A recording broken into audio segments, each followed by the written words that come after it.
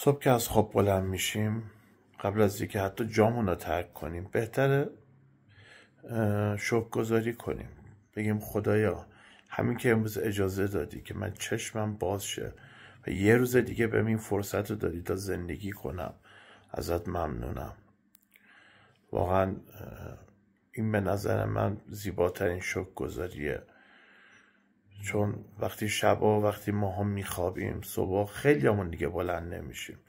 پس وقتی من و شما بلند میشیم یعنی خداوند این اجازه رو داده که ما یک روز دیگه از محبت‌های این دنیا استفاده کنیم.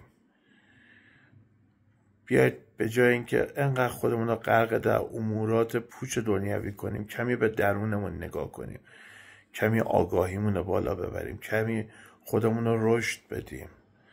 همه چیزهای زندگی گذراست. دست آخر ما میمونیم و خداوند. خدا رو با تمامی قلب و دل و جان و روح باید دوست داشته باشیم.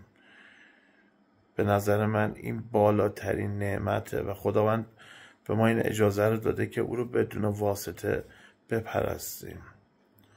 پس عزیزای من، دوستای من، بیاید امروز خدا رو شکر کنیم برای اینکه فقط اجازه داده امروز توی این جسم حضور داشته باشیم و بتونیم کنار عزیزامون امروز لذت ببریم. یک دنیا سپاس از شما عزیزان. خواهش میکنم پیج منو فالو کنید، سابسکرایب کنید، کامنت بذارید، لایک کنید تا بتونیم با هم بیشتر صحبت کنیم. زنده باشید. خدا نگهدار.